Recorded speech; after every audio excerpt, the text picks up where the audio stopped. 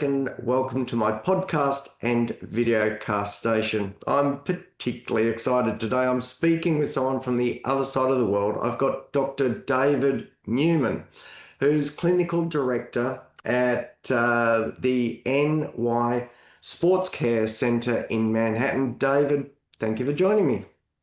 So happy to be here from across the world. It's all good. Nice to see you, Warrick. I love the technology. This is just such an amazing thing. So to be able to reach out, connect, communicate, and it feels like we're in the same room, but literally the other side of the world. So It's awesome. I like it a lot. for those listening and tuning in, I really do appreciate you taking the time to listen. There's so much content out there. So if you are taking the time to listen to this, I appreciate it. And I don't take where you allocate your time lightly. So every time I want to give you something that's worthwhile, interesting, informative, hopefully enjoyable as well. David, in fact, is an orthopedic surgeon. So he would be the first orthopedic surgeon I think I've had on the podcast. So I'm very much looking forward to that. But David, in recent time, has become slightly more entrepreneurial focused, more business focused, and also more holistically lifestyle focused. So one of the things that we've communicated about in the past, David, is sort of the 8 pillars of healthy lifespan as something that you're really sort of working with, formulating, and discussing with people. Would you like to just give us some insight into that? Yeah, absolutely. So here in America, and I don't know if it's international or not, but there's the American College of Lifestyle Medicine, and it took a step back from the standard practice of American medicine to kind of really look at who we are as humans and what things drive us and what things bother us, cause let's say slowing down cognitively or physically, let's say other comorbidities such as high blood pressure, diabetes, obesity, high cholesterol. These are things that many Americans suffer from, and really all over the world. But when you take a step back, if someone comes into my office with knee pain, it's not only about their knee, as I've discovered over time, but it's really about their whole body, what they have access to, how they live their lives, some genetic component, but there's a few lifestyle components that need to be taken into account if somebody's going to, let's say, overcome their knee pain. And in my new life, not as an orthopedic surgeon, but really as a health and wellness entrepreneur, is kind of helping people on their journey to age gracefully and to like make the most out of their lives. I think that's an important component of being here on the earth and just, not burdening yourself or others with things that you that let's say make you more dependent. So let's take that example of knee pain. It's common. Walk me through how an individual may present, what are the key things that you're looking for, how that dovetails with your 8 pillars approach. How do you Sure. walk us through Thank that? you. So I um I am sports medicine trained, which means I took care of athletes, semi-elite athletes in their 20s and 30s. But I also took care of injured workers and those people who suffer accidents at home or by car accidents. So it's very similar pathology inside your knee. Let's say if you get hit by a car or you have a soccer injury and you twist, or you have an injury at work where you fall downstairs while carrying things. So the pathology inside the knee is really the same. I'm not really going to focus on that though, because it's more about what happens the year or three after that injury, whether you've had surgery or just therapy or just injections, or you recover mostly recover. And when I say mostly is when people have an acute injury or one that makes them stop what they're doing, this thing called inflammation kicks in. And inflammation is like a 4 or 5 pronged little symptoms of like swelling and heat and stiffness and warmth. And overall leads to a loss of function if you don't control that inflammation. So some people young and healthy They can recover nicely after inflammation, but that knee pain or the damage to the very delicate structure of your knee doesn't always recover 100%. You might have some tearing to the cartilage inside the knee, which is the soft tissue cushions. You might have some reactive scar tissue that builds or grows inside your knee, like a scab on the inside of your knee. And that can irritate these things called nerves. And nerves are what they're the wires that transmit signals from our brain down to our toes and back and forth. So if we put our finger on a hot stove, we pull it away because of the nerves. So the nerves give us coordination. They also give us feelings of sensation. They help us coordinate our body. And even with the knee injury, if it becomes chronic, which means it goes on for more than 3 months, and you're like, what is going on with my knee? You do all you can to get better. But there are other aspects of your life that might determine how well you do ultimately. So that to me is the cornerstone of, okay, how does your lifestyle fit in to how your knee is going to behave or how it's going to treat you as you age? And I mean 1 year, 2 year, 5 years, 10 years from now. So that's kind of my basis and my philosophy of helping people like understand their bodies and then do the right things so they can live this thing called health span. Health span is living at a high level of function till the very end of your life, whether it's 70, 80, 90, or 100, but you live very high level at a good health span, and then all of a sudden things end. It's different than your lifespan, which is how long you are on the earth, but it doesn't mean that you're happy, doesn't mean that you are active, doesn't mean that you don't need like 4 to 6 pills every day to survive, or a cane, or a crutch, or a wheelchair, or some home health aid to take care of you. That means you've lost some of your independence and now you're more dependent. Still alive, still living on this earth, but I don't know. You know, when people have, let's say, cognitive decline, they're still alive, but they can't communicate with you, and maybe they're not as happy or as fulfilled as they were before this happened. There's no question, David, that there's a huge difference between health span and lifespan. I'm sure those listening would be tuning in partly because they're aware of that. And I think we all want to conceptually believe that we will live as well as possible for as long as possible. That's my tagline, actually, helping people live as Good. well as possible for as long as possible. And I love it. you almost figuratively want to live and function well and then just fall off a cliff suddenly and that'll be the end. But it is so true that many people just fade away over time. Yeah. So I really appreciate you raising health span.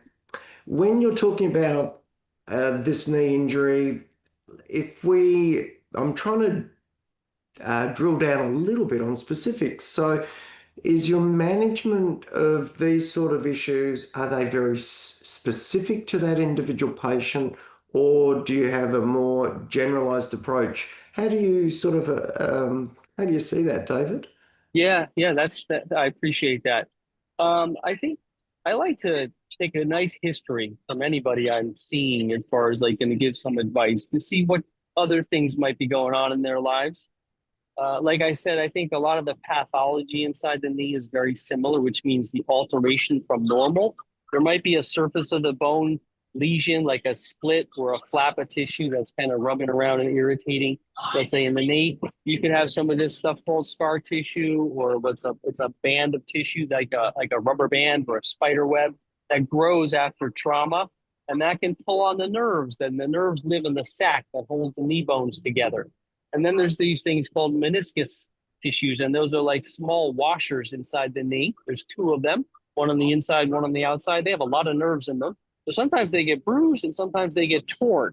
So feeling the pain when your nerves are stimulated from scar tissue, inflammation, torn structures inside your knee, they all manifest in a very similar fashion, although everybody perceives pain differently. When I focus on knees, I'm like, okay, guys, people, it's really important to control the inflammation through different modalities or different things like pills, like ice, like compression, like topical ointments, and also stretching and exercise. So that's my big thing is corrective exercise to really kind of help people regain what's called full motion of their knee. And full motion is different for everybody because some people have more muscle tone, some people have more flexible soft tissues, some people might have just a bigger pain tolerance. But full motion is whatever your non-injured knee can do as far as getting your heel close to your buttocks if you're standing up and you kind of pull one heel up to your buttocks by holding onto the counter and using your other hand to grab your ankle. That's full motion for somebody. And if you can get that back after an injury, I think you're doing better than a lot of people. But when I think of full motion, it means that your muscles that are involved with moving your knee around in the world, they can get as long as they can in a normal fashion. If they can get to as long as they can to allow your heel to get very close to your buttocks or to let your knee get perfectly flat on the ground when you're sitting down or laying on a carpet or something, that means you got good motion. Okay. So good motion means your muscles can get as long and as short as they need to get in order for them to really optimize their function. So that's motion. The other So, one is, yeah. as I'm listening, David, I'm getting the sense that your application or your care for individual people and what you do for different people really boils down to what's gone on for that person, whether they've got meniscal tears, whether they've got cartilaginous injury, whether they've got tendon injury. And so you may vary your approach, maybe offer different exercises based on what you think will help that individual. But are there overarching things, for example, if someone were to twist their knee and hurt it, are there certain things you would be recommending that those people do from the absolute get-go before they even come and see yourself or someone in a position like Yeah. Thanks, Warrick. I appreciate that. So I live in Manhattan and it's a really busy place. And if you call up somebody to try and get an orthopedic appointment, sometimes it's 2 to 4 weeks from now. So it's not always easy to get into the office. However, the inflammation starts really the minute you get an injury, right? So, or even like before that. The second you like land and bruise your knee on the ground, you automatically, your small blood vessels get crushed, your muscles, your skin gets crushed. Inflammation starts within few seconds. The cells in your body start grouping together, bringing this the help that it needs, and that's the swelling and the redness that people get. So calming that inflammation down in the first 2 weeks after injury is really, I think, very important, and it's a lost art amongst people because they don't always know. Oh, what did I do? What's going to happen? What do I do to like nip it in the bud? Don't let it become a full blown flower. Like nip it down there and just get that weed, pull it out early. So I started a company called popdoc.com, and it's pop-doc.com. And on it is my really take on before you're active, be pre-active. So it's basically say you have a pain or injury before you're active, be pre-active. Pre-active is an acronym I came up with a long time ago, and so it's on the website. But the P, so each letter stands for something different as far as like helping you overcome the acute or the just happened now pain and inflammation. yeah, okay. Look, in fact, you've also covered this on a TED stage. Right. A little Um, bit. Yeah. yeah, and for those who are listening and do want more detail, please check it out. David's presentation, the TEDx presentation. I'm not sure if I saw that on the PopDoc website, but I certainly saw your TEDx. Is it on your website, David? Yeah. If you Yeah, go under joint pain or joint perfect. education, there's one of the headers on the header side. Hang on 1 second. I'm gonna so I'm like outside. Hang on 1 second.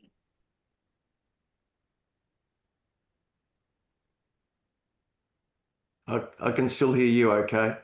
Oh, you can? Good, thank you. But city life and I'm outside and I apologize. I wanted to be in an office, but I was unable to do that. But that was an ambulance going by, and that happens way too often here in Manhattan because there's a lot of people.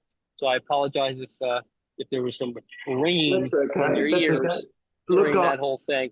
that's fine. Look, Well, anyway, I'll just finish pre-active off. pre-active is an awesome acronym because it's a stepwise progression of what you can do. And the P stands for positivity. So even if you get hurt, I think inherently staying positive is, first of all, that's one of the 8 pillars, is having that positive mindset.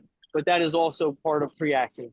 meaning maintain that positivity and the optimism that you will overcome and you will feel less pain and inflammation with the right knowledge, with the right action, then I think you will succeed at overcoming it, whatever it is. That, and so I don't know if I'm going to run through all, 7 or 8 letters of Preactive, but I really hope to that any of your listeners and or you can be around to explore the website and to like really get to know what Preactive is, because it's, to me, it's, I was an athlete as a kid, and I always, like, when I twisted my ankle, it was always kind of doing Preactive in a way where I, would actually, not only the rest and the ice and the compression and the elevation, that's all part of Preactive, but also like some topical stuff, and gently moving the joint or moving the knee around is okay as long as there's no broken bone. And you can tell if it's a broken bone because it hurts like the dickens. And in the first 6 hours, it only gets worse, worse, worse. So I'm not saying that you do this instead of seeking medical attention, but it's like for a lot of little bumps and bruises, you can certainly at least, approach recovery by being Preactive. So look, I'm going to invite the people who are listening or watching this to check out your website, because there's obviously good information there. pop_doc.com. It's pop hyphen Pop hyphen doc, pop doc. Or look up David Neuman, Neuman, TED Talk, where he covers Preactive, and that's where I saw it, and highly Awesome, man. recommend it. Thank you. Check it out. Yeah. Now, look, we're just in the interest of time, David. I want to come back to the 8 pillars. Do you want to just touch on those as Yeah, sort of the absolutely. wrap? So Absolutely. yeah, And they're not in any specific order, but they're sure. really just about, okay, and I'm an aging gentleman, I'm an aging man. I've had some surgery, some orthopedic surgery in my life, and I don't like pain. And I therefore have been kind of altering a few aspects of my lifestyle so I can try and age gracefully. I got a couple kids. I want to see them grow. It makes me so fulfilled to watch them grow. And I got some aging parents. I like to hang out with them as well and give them some tips and suggestions so they can live as long as they can. David, So you're not alone. I'm pretty keen to age gracefully myself. I know. I heard I heard what you're doing with OsteoStrong and how you're being there. You're trying to make a difference in your local community, Warrick, and I think it's kudos to you on that. It's important to give them access to something like OsteoStrong. People, I think that's very powerful because motivating people is not easy, but if you get them into the right scenario and the right environment, they might just see other people and want to do better for themselves. So if I think of like the lifestyle pillars, and they're, like I said, not in any order, but one of them is exercise. And it doesn't have to be huge exercise where you're spending an hour a day doing very heavy weightlifting and putting your body at risk. I'm talking about just body weight exercise to maintain your flexibility, which is your ability to move in a full range of motion, your balance, which is very important. But that means the small muscles of your feet, all the way up the chain, all the way up into your upper body, they're all connected nicely if you can balance well. So flexibility, balance, and the most important one is strength. So you got to maintain those muscle power of your muscles, but it doesn't have to be, it has to be through resistive exercise, but it doesn't have to be more than your body weight, meaning dips, pull-ups, push-ups, chin-ups, planks, those kind of things that you're just using your own body, but you do it over time. So your endurance muscles, your postural muscles get to be strong and able to support you all day long, whether you're sitting at a desk or whether you want to go gardening or whether you want to do cooking or whether you want to play pickleball. So I'll jump in there super quick, David. Sure. And touched on OsteoStrong, so I may as well mention it. We actually try and deliver a 1 maximal rep stimulus. So we actually do get people through the machines, the equipment that we've got, we get people really measurably stronger. And so my own, and I'm sure you know more about muscle training than I do, but my recent understanding of it is that 1 maximal stimulus, 1 max rep allows you to just gradually push up someone's strength, and it's really in quite a controlled environment. So I like that. I Great. completely agree that strength is important. But for anyone listening, OsteoStrong do it in a slightly different way, in a way that you probably wouldn't imagine, and it's just really worth checking out. Um, Yeah, I don't disagree. It's certainly worth checking out. The yeah, thing is about strength, right? There are good studies that even the octogenarians, even the 80-year-old plus people can still build muscle if they're doing the right resistive exercise. The trouble 100%. is that a lot of these joints at 80 years old are not what they were at 20. So they have to be very mindful and do it like in an altered style, but still successfully get resistive exercise to build muscles by stimulating growth hormone from just like causing your muscles to work hard and that they will stimulate growth, even at 80. So I keep telling my patients, even if I see them 2 years after injury, I'm like, guys, you can still build up this muscle around your injured joint. So that's We, so that's I'm a huge advocate of exercise, and that's part of my pillars of lifestyle. But there are 4 or 5 or 6 others that if you want to so touch we've on them had, briefly. yeah, just to speak to the age quickly, we've had a number of members over 90 years of age who I we've love that. improved the strength measurably. And the impact of improved strength is quality of life and independence. Because if you're strong enough, you can carry your groceries up the stairs. If you're not strong enough, you need institutionalized care. 100%. In the It's interest, so true. can we And whiz? I'm yeah, sorry. yeah, let's do that. Let's do that. Let's do that. Let's just do So, those last pillars because right. we probably run over. Yeah, yeah. So thinking about this like the exercise, it allows you, it sets you up for sleep, and that's one of the pillars, right? So you get Sleep. good sleep and you find yourself sleeping more than 6 hours a night, fairly thoroughly. And they say, 6 is minimal. I'd like to think 7, 7.5, especially when you age a little bit. But even if you're not fully sleeping, even if you're at rest on the inside in your brain in a dark room that's fairly cold and quiet, you will still regenerate your brain and your body through just being inactive for 6 to 8 hours. And you will get into your REMs, which is the time when you dream. You'll get there, and some people get there more often than others. But I think getting adequate sleep consistently, like if you have a 2 hour night sleep and you're really bumming, you can't make it up by having 10 the next day. It's about just staying routine, building that routine where you are setting yourself up for success in the bedroom, for sleep at least. All right, so that's one. And hydration's another one. I think now these days, water in itself is getting a little bit of a bad look, even though it's very important to drink enough water. I think water plus some electrolytes, and that does not include sugar. That just means water plus some electrolytes to keep your cells working nicely, keep your organs working well. I liken it to the oil in your car, right? So when you don't have enough water, it's not the gas, it's not the food, it's the water, it's the lubrication of your blood vessels almost, and your joints and your organs.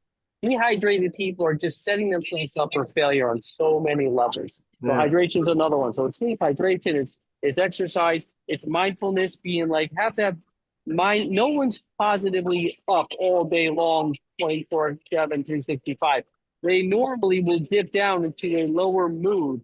So you got to just tell yourself, you find that silver lining to get out of that mood, to keep your mindfulness and say, all right, yes, I had a tough day. I had something happen with my friend's family. You can still get out of it if you have the right mindset. I think that's an important part. Being social is another huge thing. So it's even more, almost one of the most important things is sociability.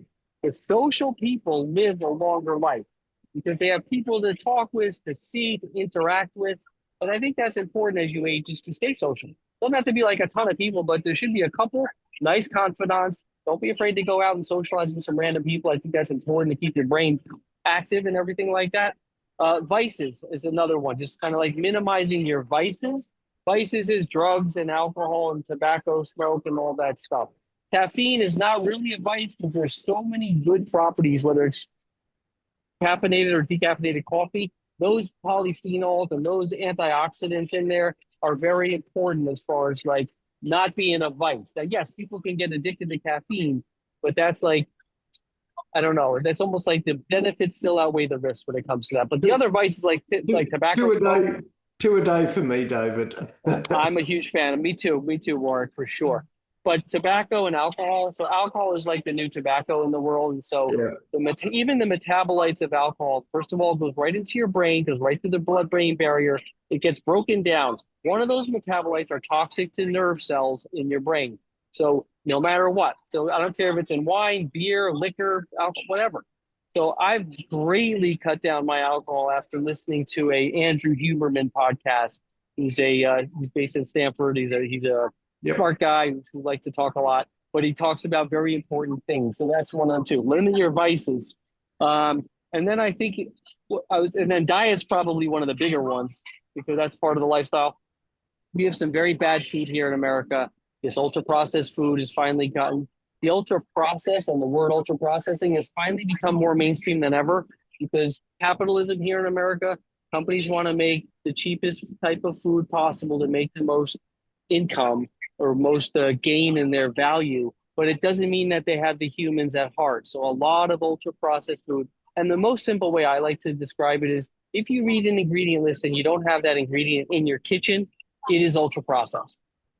If you have the ingredients in your kitchen, it's not. And I know it's a lot cheaper, and I know a lot of people in this country and the world can't always afford the high quality food. So just being mindful of the stuff you put in your body when it comes to the food, and even like the oatmeal bar or the protein bar or the chips, they are mostly ultra processed. So that's another lifestyle pillar. If you can go with the whole food, plant-based foods, the fruits, the veggies, the grains, or it's the high quality proteins as opposed to the low quality proteins. And when I think of proteins, I'm a big animal protein guy. That's just me. But it's like the hormones, the antibiotics, the pesticides, and the herbicides that are in our foods here in America are really just silently killing us.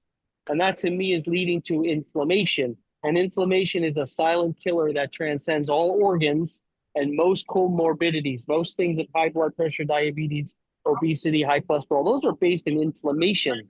I'm not even talking about cancer, autoimmune diseases, or neurodegenerative. Those are all based in inflammation also, meaning the people who have these are very inflamed on the inside, even though they might not have pain, which is a part of inflammation. Yeah. They still are quite inflamed. So it's part of my mission these days is to like be aligned with companies that are bringing new technology to the world that offer lower inflammation without opioids, let's say, or without like hardcore FDA prescribed drugs. So let's say low level light therapy, ultrasound therapy, cold therapy, hot therapy, massage, vibration, let's say nutraceuticals like Ayurvedic compounds.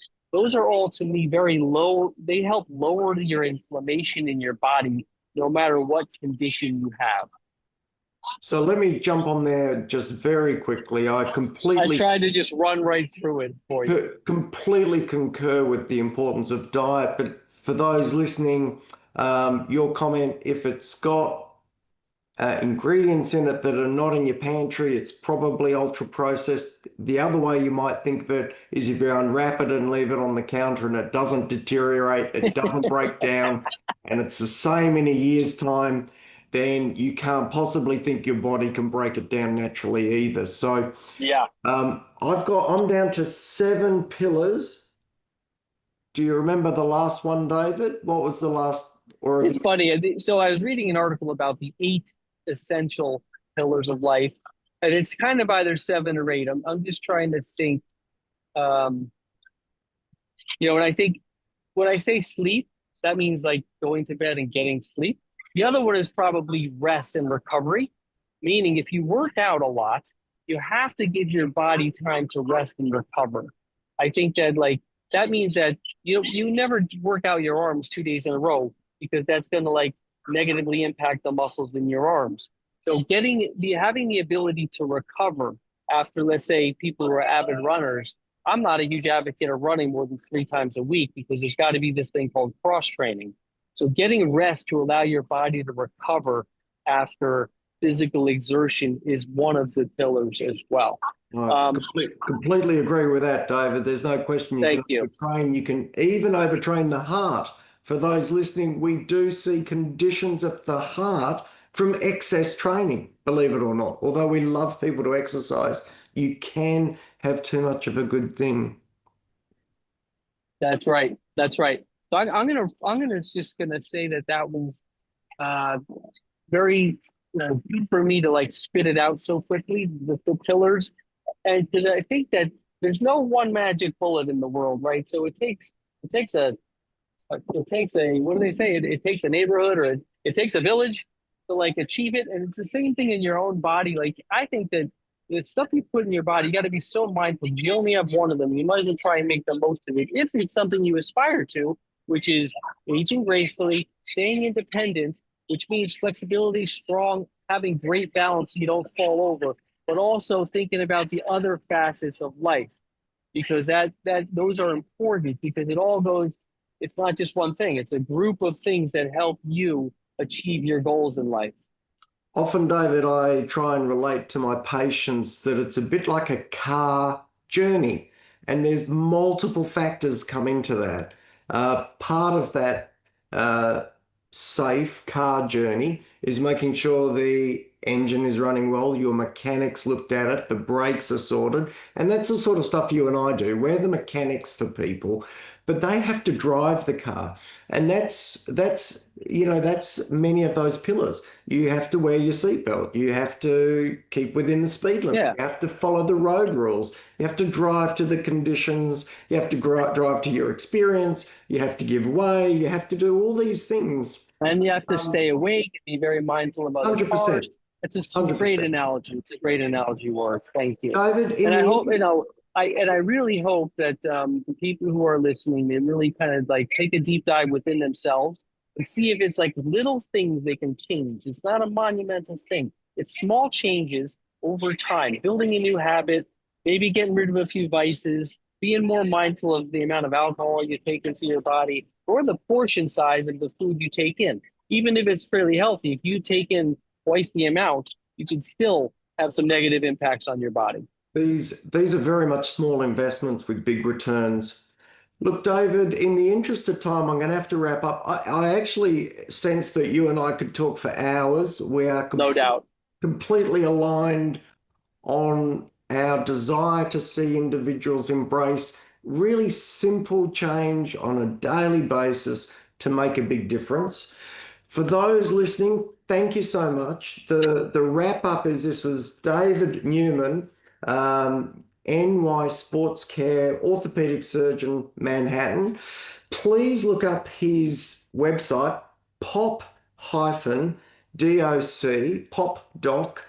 popdoc.com, and please check out his TED Talk on Preactive. These are really well worth doing.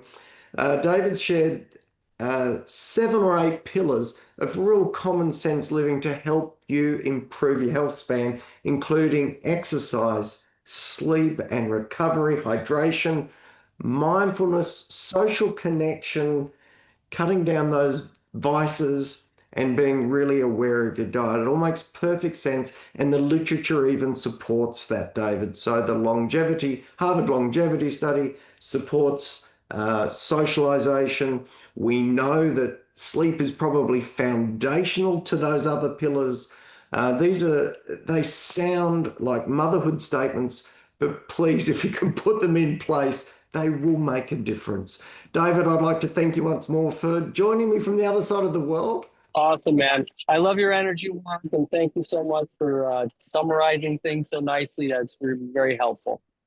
And best of Dave, luck to you. And one day I will make my way to your land, and we will meet. come and knock on the door if you do come. Awesome, man. Thank you. And next time I'm in New York, I might come and say good day to you.